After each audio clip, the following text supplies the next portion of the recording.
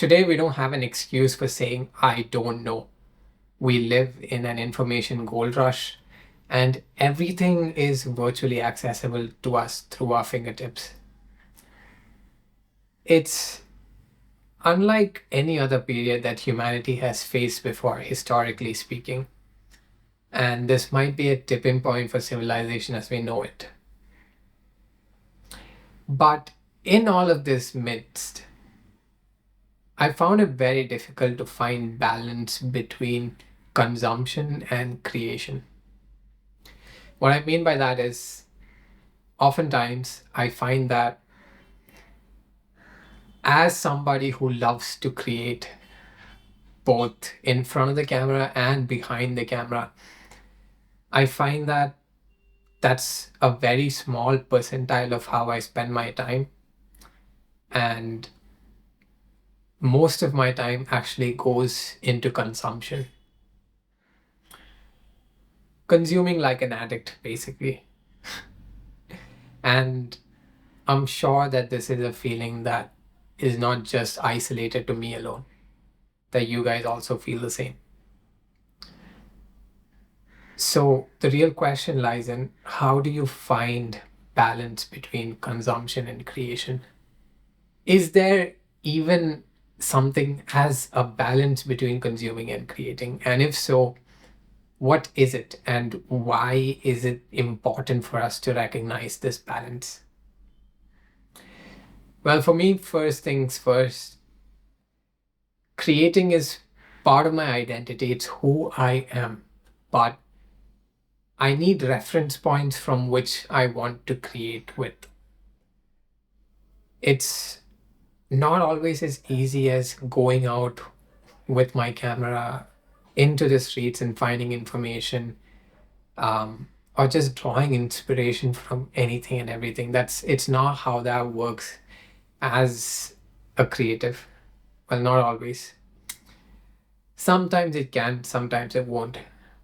Most of the time, what happens is that you need external stimuli in the form of other creators creating and you consuming their creation in order for you to get your ass inspired. And the biggest problem with that is that with the internet and with experts in so many different domains, you can virtually consume any form of content and you can get an idea of even the world's most brilliant minds, and all of that information is free, all of that information is accessible. But the biggest drawback with that is that after consuming it, yes, you have a sort of drive, you have your ass inspired to create, but you feel overwhelmed that the creation that's already out there, that you've already consumed, is far superior than the thing that you're trying to create. And that creates this sort of stigmatized divide between both of these aspects of consumption and creation as an artist that you find very difficult to push past.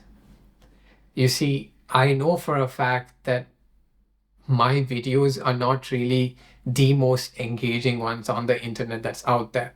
Well, at least not yet. And there are far better people that are making much more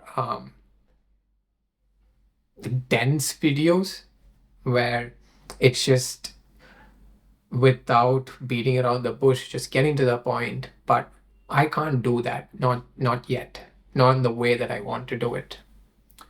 And so there is this feeling of inferiority compared to the people that's already out there doing good in terms of creating content and making positive impact on other people that I'm not able to do yet. And that has shown to me that it stops me from ever attempting to create. Even though I have the material ready, it's quite difficult for me to get around to the fact that, yes, now that's ready, and I have to present this, or I have to create with this in the most affordable way that's known to me. What I mean by that is, I know that the information, the material might be really good, but the way in which I choose to present that might be lacking in so many different frontiers that I don't feel worthy of even showing face with that material. Because I feel like the material that I have presented deserves a much better presentation than the one that I am giving.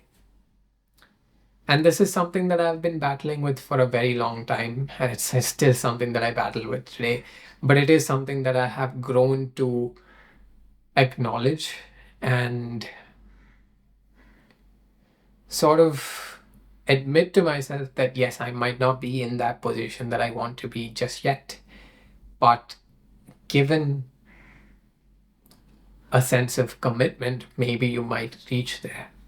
And that's kind of the only reason why I even bother making videos, is that I hope eventually I reach there. This was not the video that I had in mind to create today, because the video that I had in mind to create was very dense with the information that it had, and it it changed my life in a way. And I was not satisfied with the way that I was trying to present it to you.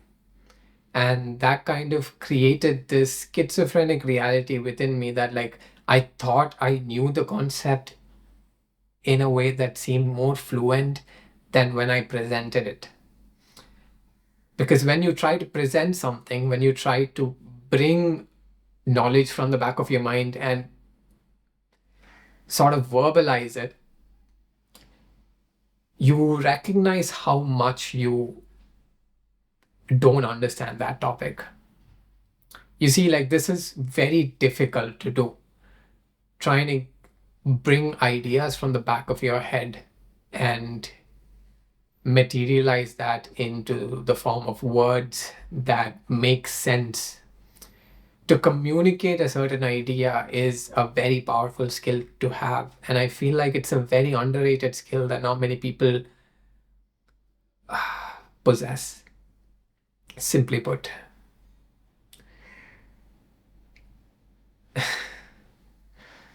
And it's something that most leaders are very capable of doing. You see, leadership actually stems from a lot of dissatisfaction with the way things are, because the leader lives in his own bubble, in his own fantasy of how things should be, and then communicates with people the higher ideals that they should be striving for themselves. And in doing so, they become the visionary, they become the person that's sort of shining the light at the end of the tunnel for people that are living in darkness presently.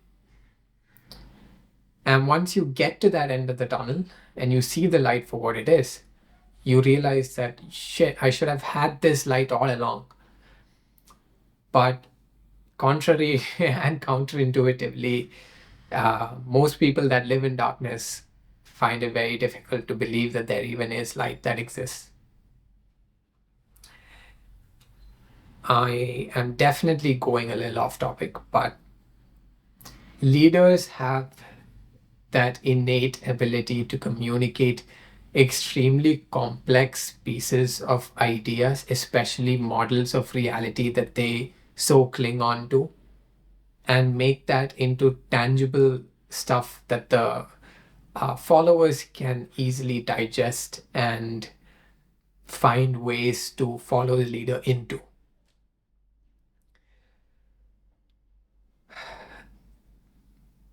The leader creates and the followers consume. That is the sort of relation of creation and consumerism that I have grown to understand and appreciate. Because most of the people that I follow on the internet rather religiously are leaders in whatever fields that they are leading. And they have visions that are much higher than people who are merely following or merely consuming. So it is important to follow people, it is important to consume, but it is also important to create from whatever you have consumed and not to let that overconsumption stimulate you in a negative manner. Because the thing is, you could be having epiphany after epiphany after epiphany, but nothing really makes a difference until you actually start to implement on those epiphanies. And you can only do that when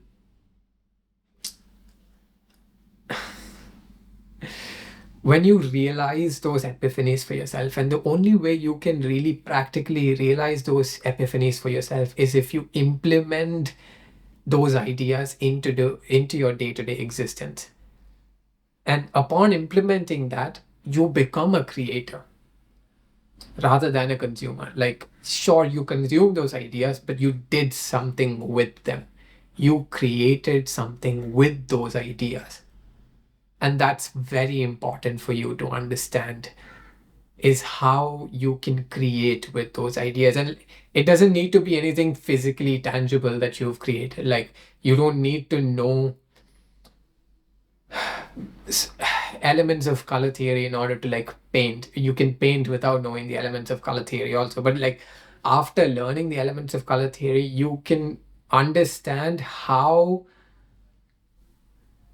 to look at art a certain way and how you can replicate that process into your own art. And and that doesn't always need to be the case. Like, it doesn't need to be something that's extremely tangible. Like, for example, I can have an idea that you should look at something like it's the first time you're looking at it, even though you've seen it a million times before. And that idea can manifest into so many different aspects of your life, even though they're not visibly tangible to you. It's all about the way in which the wiring that your brain has, the thought processes that automatically come to you, how does that change once you have been exposed to a certain kind of information? And how can you benefit that uh, in the best possible manner so that you can start making these baby steps towards the self that you want to actualize to, your most ideal version of yourself? How can you implement these ideas on your day-to-day experience so that you can reach that point? It's not always that you have to do a certain kind of action. It's more that you have to look at a certain piece of information, a certain sense of stimuli, a certain qualia,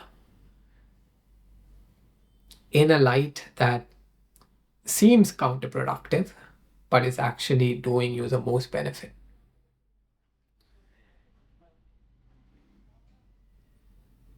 Like, I often tell people that there's a lot of power in observation. Just sitting still and just observing something for 30 minutes can do you a lot. And to not project is also important, because oftentimes we have a certain idea of what something is or what something should be, and we project our mind into those ideas without really recognizing that we are projecting. A story that I would like to tell you is something that happened to me recently. So, over the discourse of the last 6 months, I have been very fascinated with the experience of me. As in, what is it that I am doing in this world? What is this experience of life that I'm facing? And And why is it that I am who I am and not somebody else? And through that process, I got trapped in this rabbit hole of discovering what intelligence truly is. And that was life altering, understanding intelligence. And it's not human intelligence in the way that you perceive intelligence to be. It's not some IQ test metric that it's not that. It's not some bullshit metric that was introduced by some person to see how well your cognition is. Intelligence is far, far, far more excellent than that.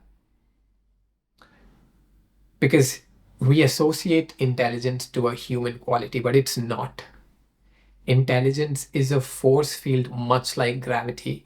It's just that you don't want to accept it.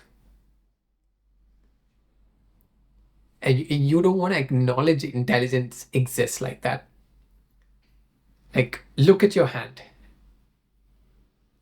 Every single cell is beautifully constructed by an infinite sense of intelligence that runs all throughout the universe. Everything that you see in this room, everything that you see around your room is all constructed with an intelligence. And you might say that no, it was constructed by a human being. Yeah, okay, cool. But what about the integrity of the elements within that room?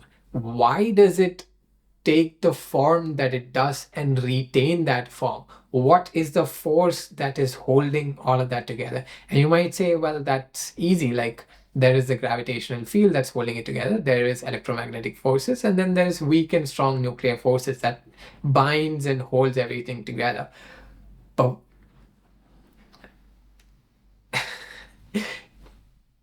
if you did not have that scientific explanation, like, have you seen or experienced weak or strong nuclear forces for yourself? No, you haven't. We tend to give science the leeway that it can explain everything, but it can't, at least not yet, because science is still in its primitive stages. And I'm not a scientist. It's easy for me to just sit back, relax, and say that science, like, it's primitive. But it truly is when it comes to stuff like this that science just does not have an explanation for. And so after being exposed to intelligence and seeing such intelligence, such brilliant design in everything around me, I was faced with something that happened to me a week ago. So I was at a friend's house, and this was late into the night, and I came back, and I had noticed that my window was open. Nobody broke into the house. I left the window open myself. But while I was in the kitchen, I noticed something zipped past my peripheral vision. And that got me a little scared because I knew what it was. It was a rat. And you might you might exaggerate and say, you a rat in your kitchen. But like, in Mumbai, that's a very common thing, because especially during the monsoon season, when the rain comes down, all of these feral creatures come up to the surface because all of the sewers are flooded, and it's a very common thing. It was the first time that I had experienced some of it, so I was scared. I was terrified, and I got a broom and I started poking around the kitchen to like get the rat out. And I had left my main door open so that in case the rat started scurrying about all frantic, I can push it towards the main door and have it evacuate my apartment without causing too much trouble. But oddly to my surprise, this truly shocked me. I went about poking around in the kitchen, and the rat immediately darted out the kitchen. And I've had cats stuck in my house before. Well, not this apartment, but in my previous apartment. And upon seeing the reaction of the cat, like, you can see how the cat frantically reacts when it's put in a situation where it's not familiar. It starts going about it. It starts scurrying about everywhere, and and and there's no clear direction of like where it wants to go. It just knows that it needs to keep moving in order to avoid the threat that it faces so imminently. But this rat, it darted through the kitchen into my living room with such precision that it felt like it was premeditated, like it was pre-calculated.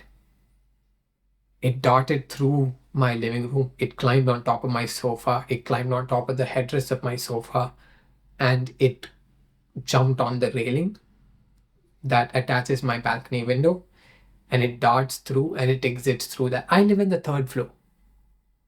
But this rat knew how it came in and how it wanted to get itself out without any other form of hesitation, if you will. It just knew what to do. And it got me thinking, like, it was such, I don't want to say human like, but it was just such a premeditated set of actions that you just can't help but think about the intelligence in which that rat was constructed, and the set of parameters that it follows in order to ensure its survival, and how intelligent that parameter is. Just think about that for a second.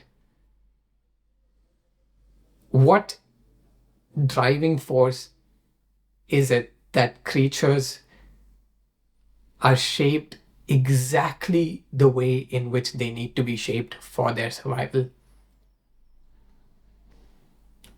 There has to be something more at play than just quarks bouncing around like how science deems it to be.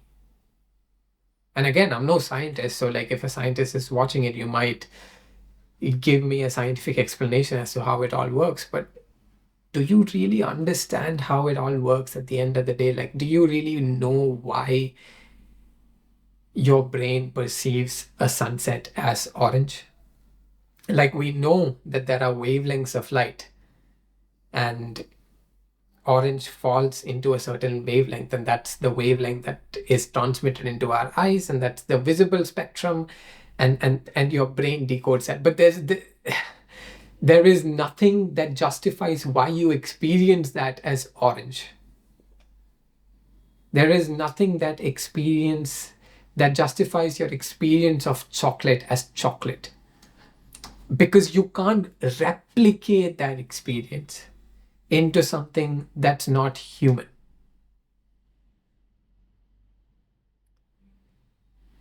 In a lot of ways, we are consuming automatically without ever questioning what is it that we are creating. But in fact, we are creating all of these experiences.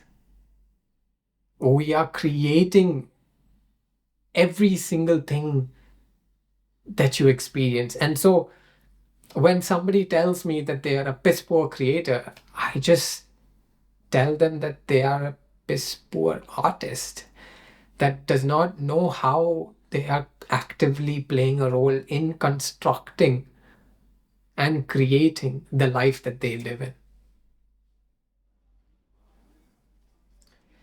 This is why I find that it's very important that we delineate the differences, but also the sameness with consumption and creation, because at the end of the day, they all collapse into one thing. And I think that's beautiful. That's it from me today. Philly Wonka is out. Peace.